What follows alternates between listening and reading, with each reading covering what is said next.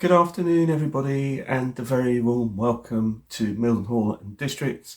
And my name's Susanna, and I live with trains. And today is rail replacement part 2 plus bonus. Yes, stick around, and there'll be some bonus material in here for you.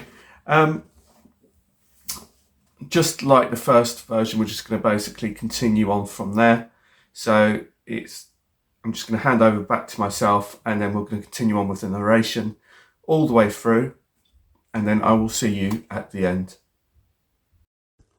So in this first image, you can see an overall view of St Anne's Station, and the bit that we're just looking at is the retaining wall on the left hand side. Like I said, it was made out of foam board, and I've now covered it with the engineer's Metcalfe brick paper, and also covered the joins with the buttresses. On the second image, you can sort of get a better idea of how it all looks, and you can sort of see just how much better it looks. You can't see any of the joins because the buttresses are just holding up with the retaining wall, are just literally covering up all the joints, and so it's also easy just to get the spacing right because you're just covering up the joints, which is basically in the same place all the way through the retaining wall. And in this third image, you can see it as we sort of curve around the corner and how it sort of blends in with the retaining wall on the far right hand corner. On the fourth image, you can see where I'd covered up the brown earth that I'd sort of laid earlier from the last image from my last video, and you can see how I started just adding in the scenery and the static grass. And you can see it from a different view on the fifth image, the static grass that I've started adding on top of the brown earth that I'd laid previously. So now this is all just trying to tie it all in together, so tying in the new scene with the older scene and just trying to blend it all in as best I can. Now don't adjust your sets for the sixth image. This isn't turned into some sort of cookery program. This is just basically to show you how I made some strips so you can sort of tidy up edges without having to use the puffer bottles, and it's a very easy way of doing it, and it will save you a lot of money in the long run. So this is some grease-proof paper, and so this is just it doesn't matter. I just got this from Waitrose. It can be any grease-proof paper. So it's just this is the one I had to hand. So it's just to show you that what you're going to need. So this is the grease-proof paper. Now on the seventh image here, you can see my static grass applicator and some static grass and some PVA glue. And what we're aiming for is on the eighth image is to lay strips of PVA glue in the same line as we have it here shown on the image, and then you essentially just static grass those strips over the PVA glue, and then you basically tip out all the excess residue of the static grass, and so you save it to reuse it, and then you end up with all these strips of grease of tufts strips on the greaseproof paper, and then you just let that set overnight. Once that has set overnight, you then can use those strips to tidy up edges on either the retaining walls or platforms or whatever you want to use it, and it's far easier to do it that way. And you just peel it off. That's all you do. Once it's set, you just peel it off. But I'll see if I can show you some examples in some of the other images further down the line. On the ninth image, you can see a top-down view of me ballasting, well, of me having ballasted the track. And on the 10th image, you can see a different view, just a side-on view. And you can just sort of see how it looks just from the sides. So you can see that the scene is starting to build up and starting to come together. On this 11th image, you can kind of see, I think it's a little bit out of focus, and my apologies for that, but you can sort of see where there's a kind of where the wall hasn't quite met the ground properly with the platform, and you kind of got this little bit of white edging sort of that you could see.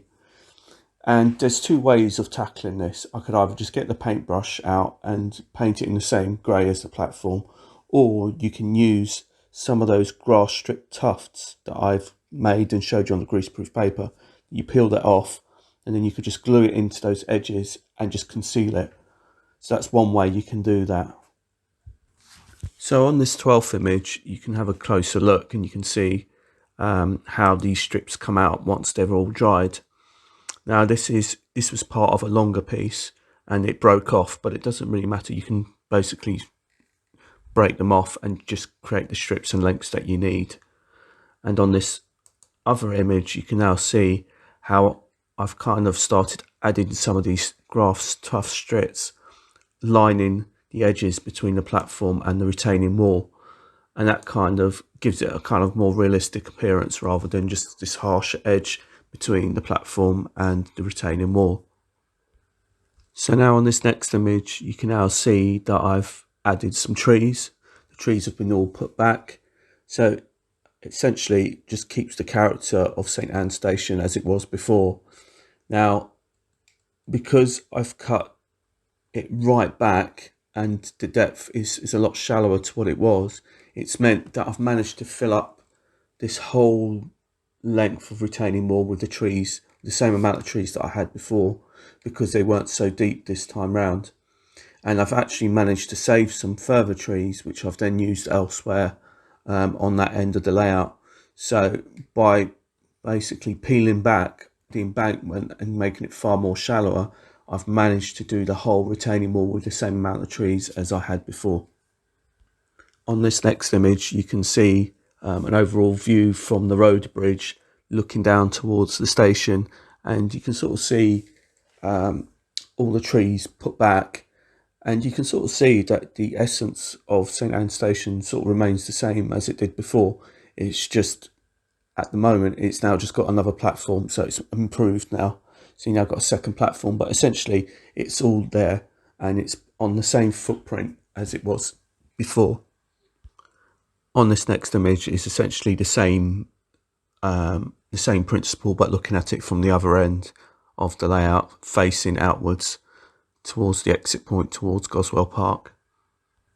So on this next image, you can now sort of see that I've added the retaining wall on the left hand side, which you couldn't really see before, and that's just to blend it in with the platform. And again, you can sort of see the tufts strips that I created on the greaseproof paper, sort of adding not all the way through because I didn't want to add it all the way through, but just here and there, and that gives it a more realistic appearance. Also, you can see some of the old triangle seating benches that I've got, which I've repainted in the blue. I was trying to get hold of some other ones, but they're far too expensive and I wasn't prepared to do it, and I can make do with these, which I think just work just as well. So I'm really pleased with these benches as well. And now the overall scene is really starting to come together as we're adding bits and pieces, photo by photo. You're just getting extra and extra bits of detail being added. So on this next image, you can clearly see what I'm showing you, which is the new footbridge, which I've now built. It's been completely painted. I was debating on what colours I was going to use, and in the end I decided to go for the blue and the aluminium, and I also painted the roof as well. The roof was painted in a sea grey, I think it was. These are all Vallejo paints that I was using, apart from the aluminium, I should say, because the aluminium was, I couldn't actually get one that I liked in the Vallejo, so I ended up using a Revell aluminium, and that actually went on really well. The whole footbridge went together really well. It went together pretty easily. It was a lot easier than the other one, and I think this looks really great. So this is the front sort of view of the footbridge, and it just about fits. It's pretty tight fit, but it fits really well and it looks great. Now on this next image, you can see the back side of the footbridge, and you can see how it looks. I didn't do it totally as per the picture because I felt it looked still too European. Even here, I felt it looked too European, so I have addressed it, and I'll show you that in another photograph as we go along, and I'll explain my reasons why. And I think it made such a huge difference. But I really do like the way that this footbridge looks. It looks really smart. Now on this image, you can see that I've opened up the centre of the footbridge. Now, what I did was the roof, as I think I showed you in the bridge video, the footbridge video, that the roof comes in 3 pieces. So the 2 side pieces I've glued permanently, but the centerpiece I've left as an open piece. And what that allows you to do is it just allows me to sort of lift the top up, add more detail if I want to. So I've added some figures here, and as you can probably tell, I've actually added some LEDs for lighting, so that now all works as well. And I'm really pleased with the effects and the results, and you'll see that in the next couple of images. And I think it's just come out really well. I had to sort of figure out in my mind how I was going to route the wiring so I could conceal it so you couldn't see what was going on, and just try and find the route for the wiring to come down through the footbridge and into the baseboard without actually seeing any of the wiring. So I didn't want it to look too unsightly. So at this point, you can now see the footbridge is all lit up. It's lit up at night, as you can see. And you can also see that I haven't completely finished the lighting on the platforms, but this is just purely just to show you the lighting coming from the footbridge itself and how it's lit up. And this is the backside view of it.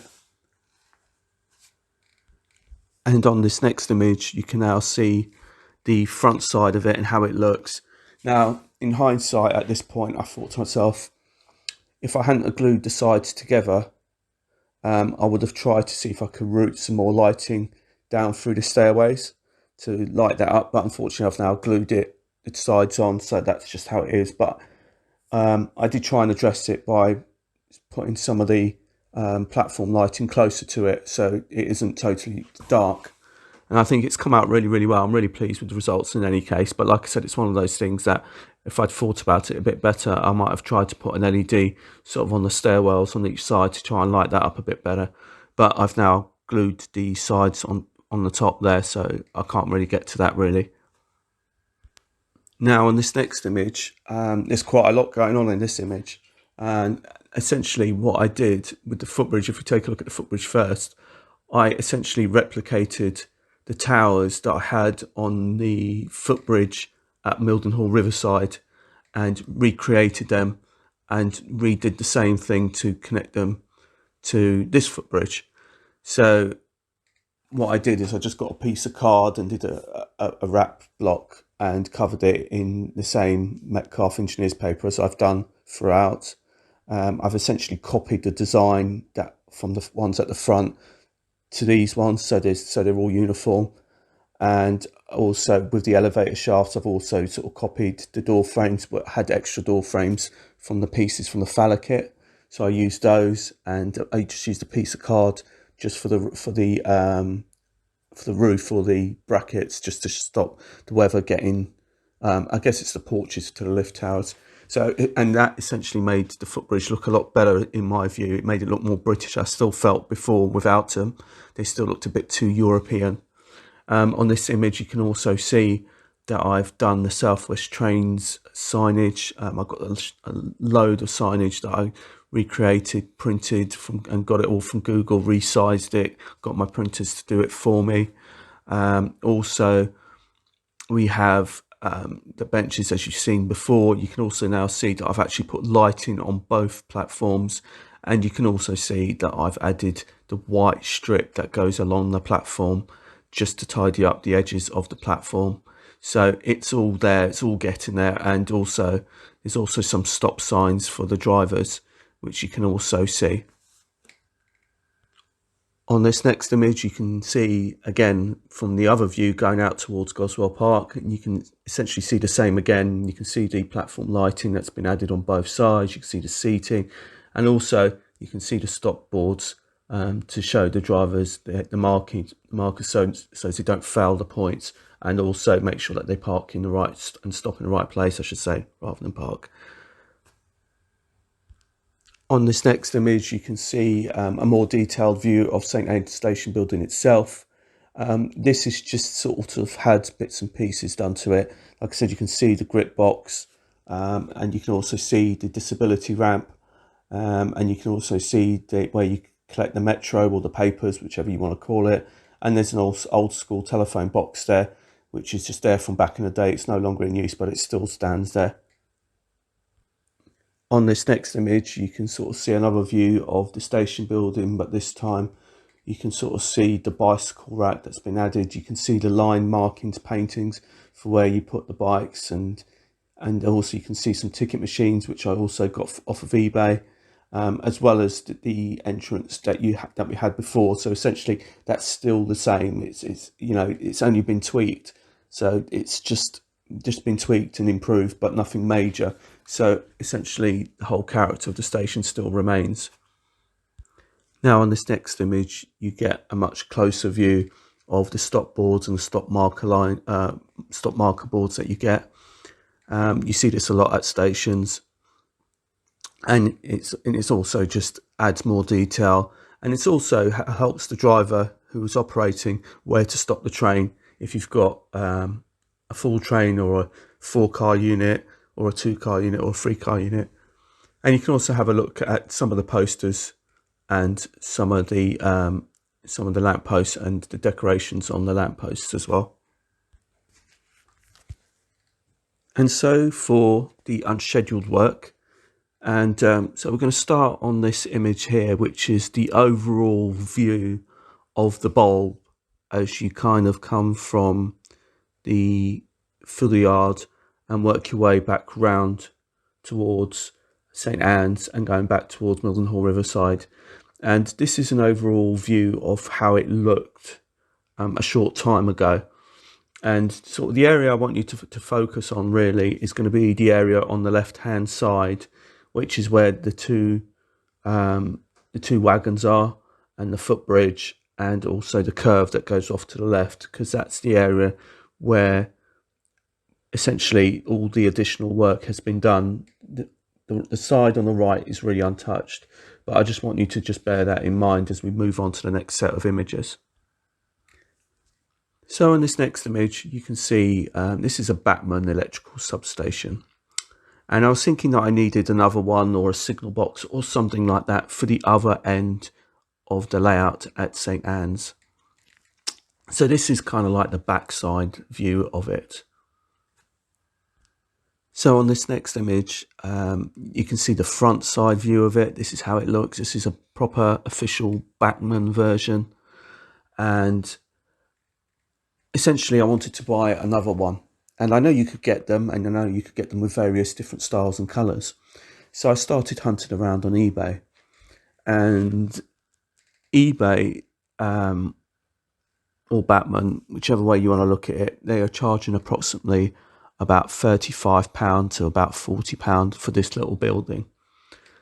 And it occurred to me that I still had a load of foam board, still had some foam board left over from that big sheet which I showed you in the previous video. And it occurred to me that I could possibly make this building, because this building is essentially 3 squares sort of almost put together. So that's exactly what I decided to do, is to make my own building, and it cost me absolutely nothing, because I already had the foam board, I already had the card, and I had the paints, and I had the textured paper. So let's go and have a look at the next image. So this is my free building which I've made.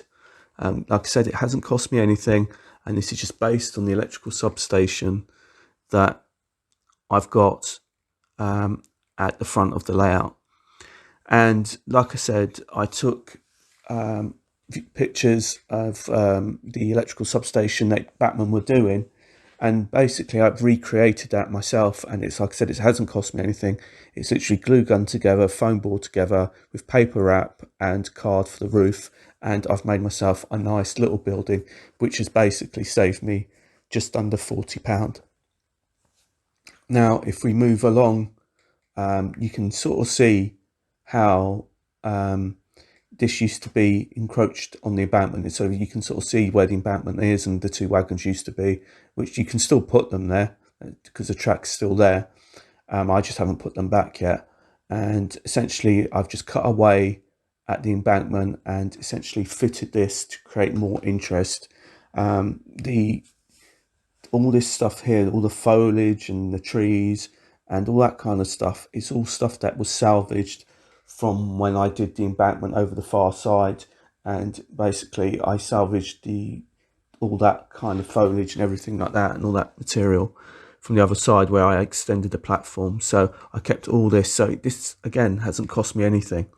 Also to do with the security fencing, that was all sprayed up in the green. I also had some of that going.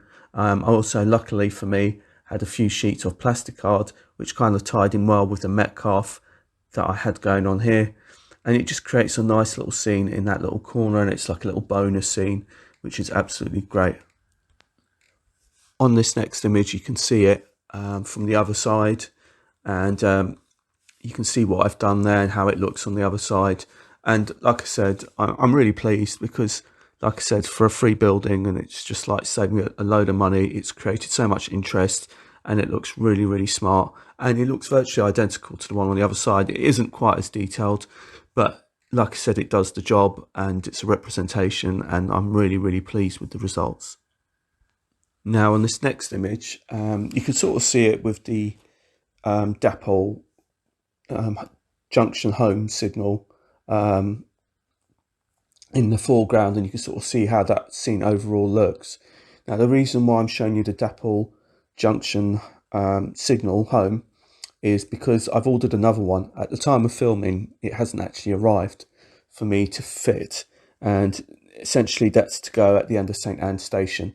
So I've ordered another one of these signals, so that's due with me at any point now, and that will be fitted at some point.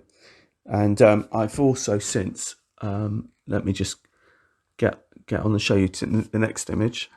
So on this next image, you can see that I've actually bought another one, and this is as well as waiting for another junction home signal, GWR, this is also a GWR distance signal which I've added, and this is also another working signal. I mean, although the lights on this isn't working and the one on the other one wasn't working, is because that they're wired to a separate switch, which is basically a master switch.